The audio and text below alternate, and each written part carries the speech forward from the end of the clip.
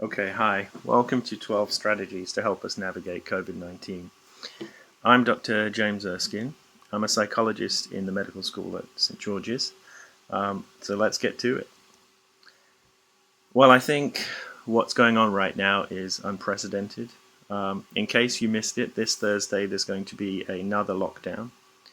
So England will go back into lockdown for a period of 1 month. 1 month is optimistic, possibly more. We don't know yet. What's happening? So there's so far been 46,000 deaths, and over 1 million people have had the virus in the UK.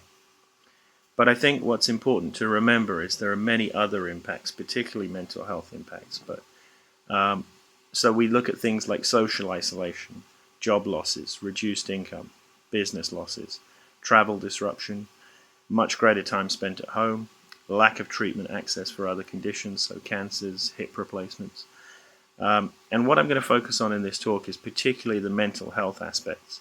So what we're going to do is we're going to look at 12 strategies to help you through this time. It's going to be very practical. So although I'm a scientist, it's going to be less scientific. What I can tell you is all of the strategies we're going to look at are evidence-based. They will help you through no matter what. You don't have to do all of them. So pick and choose ones that appeal to you. You can choose any will help. But I think first of all what I wanted to do was set a little of the background.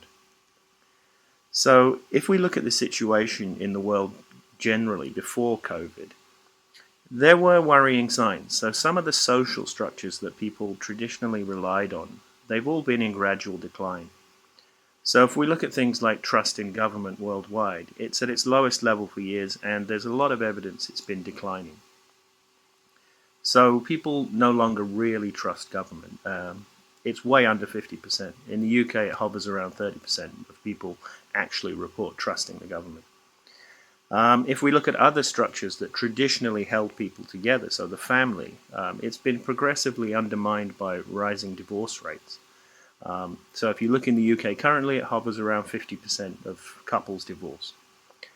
If you also look at what else has happened to the family, so people are more geographically further away. So children often live miles from parents. So people have distanced themselves in terms of geography. The other thing that might surprise you is singleness, defined as people who've never married or are single, are the fastest growing population sector in the UK. Another structure people often relied on was religion, which we know has been in decline for many, many years. So less people attend religious services now. If you couple that with the final point I want to make here, which is the growth of fake news. So with the advent of the internet, people are really struggling to wonder what sources of information to trust. There's been a decline in trust in general media as well as sort of internet-based media. So that's the situation pre-COVID. So how did COVID change things?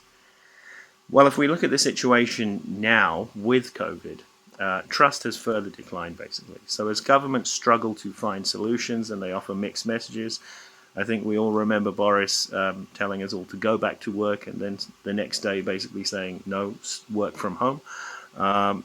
This, again, diminishes trust further. Suicide rates tend to lag behind other data, so we don't yet know the impact of COVID on suicide rates. But I can tell you now the signs are not good. So I've put in here a report from The Economist, but we're looking at significant rises in suicide globally. I've also looked at stats on depression, anxiety, which are my own specialties, mental health. They're rising too. There's certainly been a doubling. I think by the time we get out of this, it could be even worse. And when we see the knock-on economic effects, they're going to exacerbate the situation further.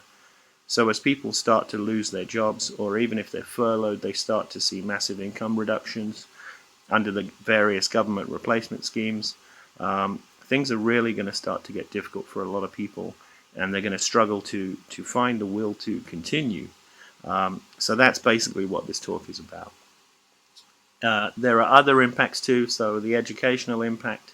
I have a 14-year-old daughter, so she's been strongly disrupted. She's about to do her GCSEs, so she's lost school time. She's, struggling with school as well. She doesn't know if the exams will take place or not.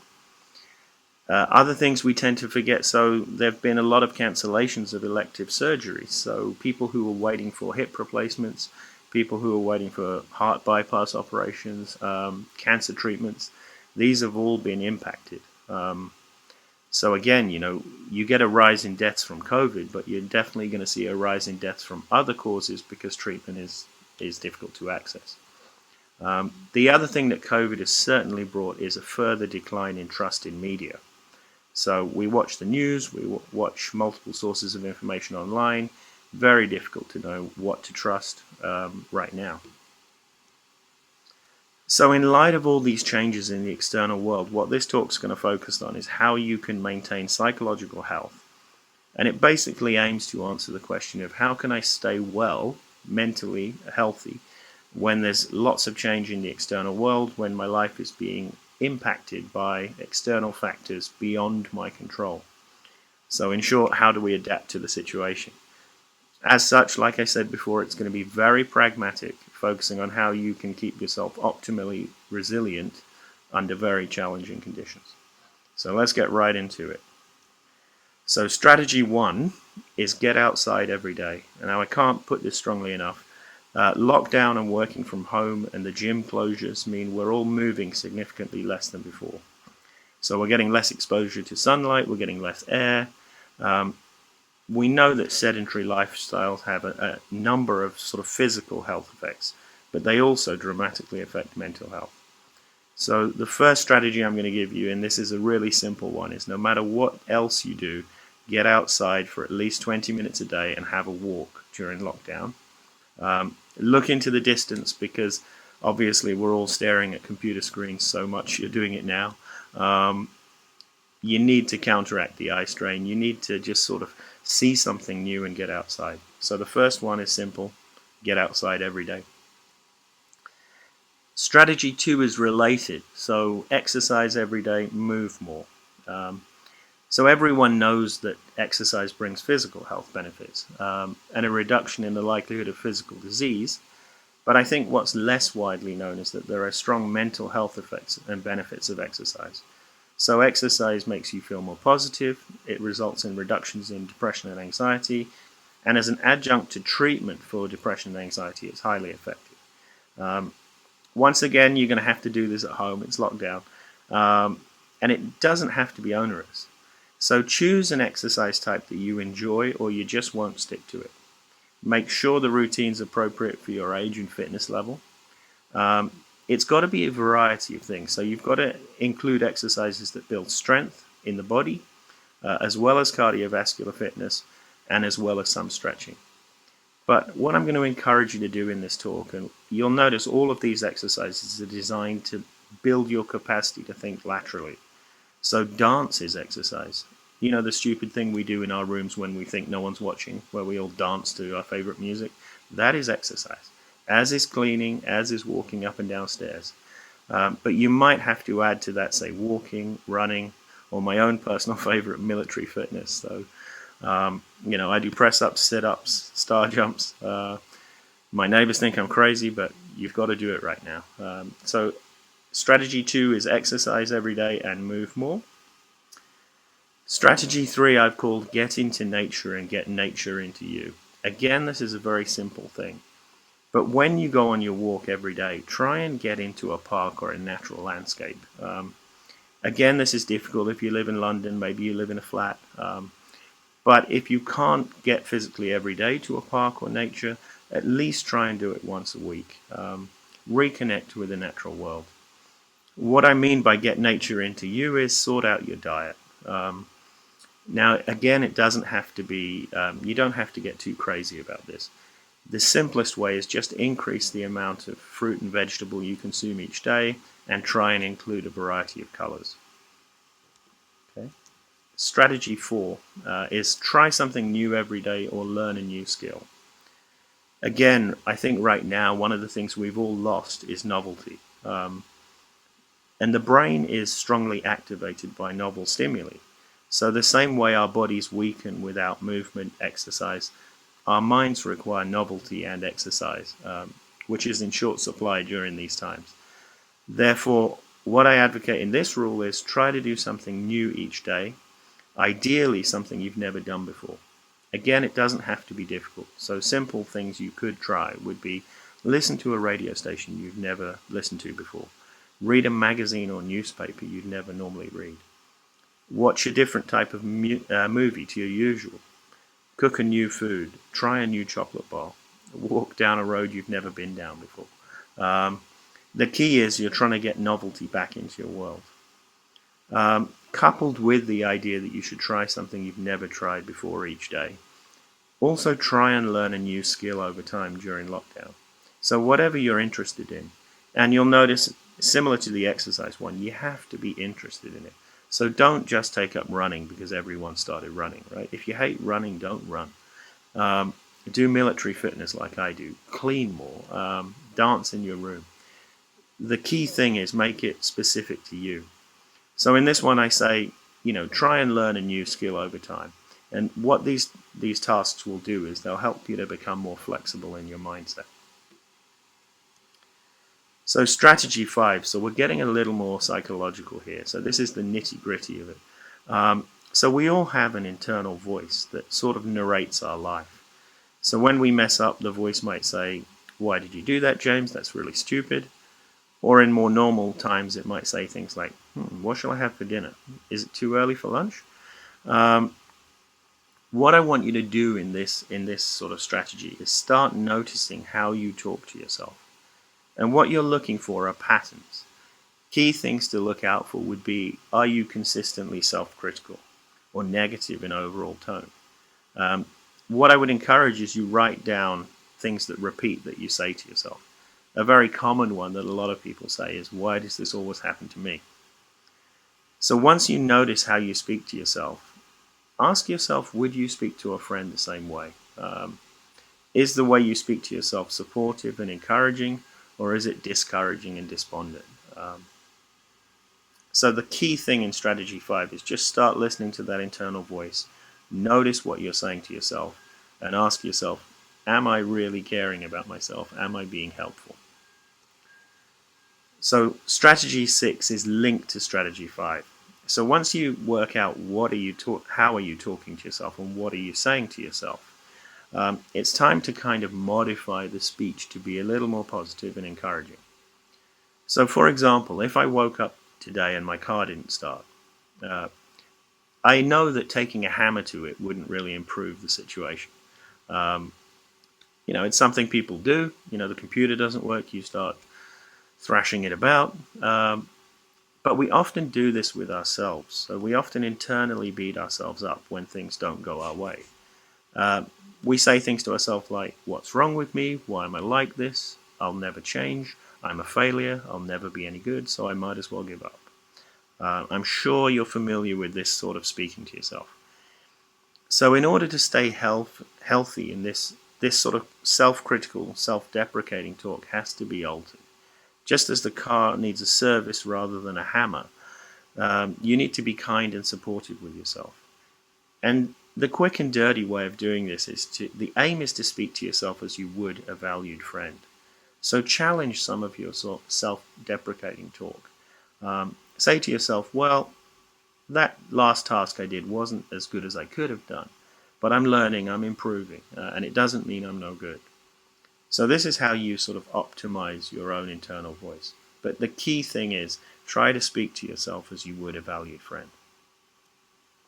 Strategy 7, and this is strongly evidence-based, practice gratitude. So what I want you to do in this task is every day try and find 3 things that are already in your life you're grateful for. And as you think about these things in turn, it's important to actually feel the gratitude as you visualize or think about them. So I do this every morning in the shower. So as I'm showering, I think, what am I grateful for today? And I try and really feel it. Now, it's not supposed to be a mere listing of items. So you don't do this by just saying, all right, I'm grateful for my daughter, I'm grateful for my dog, I'm grateful for my job, house, car. What you do is you say, I'm grateful for my daughter. You pause, and then you actually feel grateful for her. Then you select the next. I'm going to make this one slightly more difficult. So what I want you to do is each day try and come up with 3 things you're grateful for that are new. So not the same as yesterday's. What this does is it helps you to see that no matter how bad life gets, no matter how difficult things get, there are things that are already in your world that are great. We tend to forget this, and I think right at this time we need reminding of this. Strategy 8, to gain perspective. So it's a joke, but nobody gets out of here alive. Not this talk, hopefully, but that's life. So we spend a lot of our time running away from death. I think right now the numbers we're seeing each day die are clearly reminding us. But we pretend death won't happen, we avoid it. Um, Yet, if you look at the data on what happens when people have a close brush with death and then recover, they frequently report improvements in functioning following the experience. Now, I'm not suggesting we all need to go out and nearly kill ourselves, but I am suggesting we stop viewing death as the enemy. So, remembering death can be extremely motivating. So, the ideal sort of strategy here is to gain perspective on life, to say, look, none of us get out of this thing alive, but how do I live more fully before it's my time, right? So how do I, if there's someone you love, go tell them now, right? If there's something you want to do, start planning how you're going to do it now. So it's about gaining perspective and not waiting. Strategy 9, and this is a beautiful one, value yourself appropriately. So I think we're all familiar with the fact that people vary enormously in how they value themselves. But it's clear that many people insufficiently value themselves. So they're deeply self-critical. They think they're of limited or little worth. And obviously in times like COVID times when life is getting significantly harder, there's a greater risk that your own self-value is linked to what's happening in the external world. So start moving towards a position where you believe you have value and something to offer the world. Equally, there are others we're all familiar with who think they're God, think they can do no wrong, and they sort of think they're so important they invented Tuesday. That's an equally problematic stance. So the way to avoid those extremes is linked to strategy 8. So remember, at the end of the day, we're dust and ash, we're food for worms. But basically, you've got to start appropriately valuing yourself, believing you have something to offer the world, your family, your friends, and yourself. Strategy 10, and I think this one is absolutely crucial right now. In difficult times, people often focus on getting through, on maintaining an even keel, on sort of basic survival, and they forget fun, so fun goes out the window. What I'm encouraging you to do in this strategy is do not forget fun. It's restorative. So do more things that make you and your friends and your family laugh and experience joy. See the lighter side of life and situations. Increase the number of things you do each day that are fun, that you actually enjoy. These are not optional extras, just as life isn't a rehearsal. So things I would do, I listen to music every day. Music is my life, aside from academia and research and treatment. But yeah, put your favorite music on. Dance like nobody's watching. Don't forget to have fun. Strategy 11, again a crucial one. Connect with others in any way you can. Now I know during COVID times we're told to physically distance. We're told we can't have friends over at our home. But the reason this strategy is so important is social support and relationships are strongly associated with good mental health. Therefore, as much as humanly possible, spend time with loved ones. If not physically, do it by phone, internet, text, email, or even letter. Reconnect with old friends and family. And some people I speak to are in really tough situations where they've lost contact or they're in a new country. They don't have many friends. They don't have much support around them. Don't let things slide. So if you don't have those options now, start making new friends. Join an online class, try volunteering, do anything you can to build a supportive, nurturing network of people around you. And the final one, strategy 12, is choose a set of values to live by and start living by them. So it may never have occurred to you, but where do our values come from? Most of us, we merely absorb them from the world around us. So did we ever choose those values, or did we just accept the ones our parents, school, culture suggested?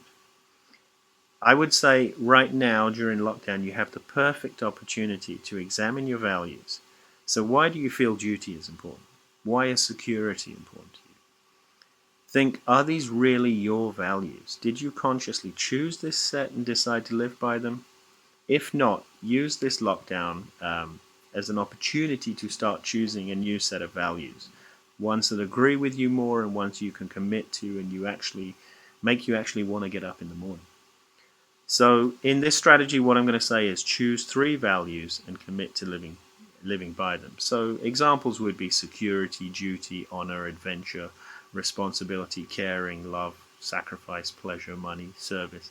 So choose 3 that agree with you, not that are sort of socially acceptable, but ones that you can really get behind, and start living by them, because then you'll become sort of person of integrity, someone who has values, who knows what they are, who has chosen them, and then lives by them.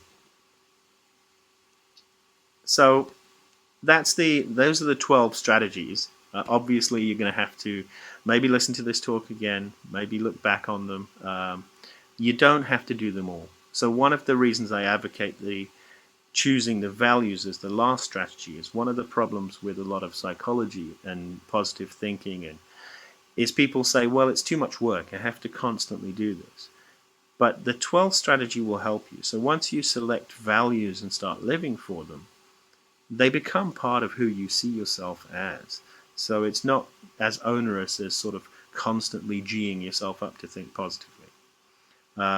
And I've put here in the summary, as the world becomes darker, we should strive to become lighter.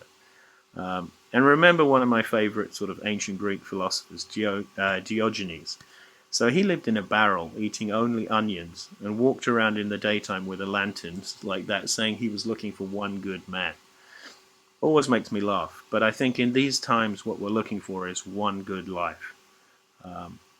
And I'm going to end, because it's the election of the American president today, with a quote from Theodore Roosevelt. When you're at the end of your rope, tie a knot and hold on.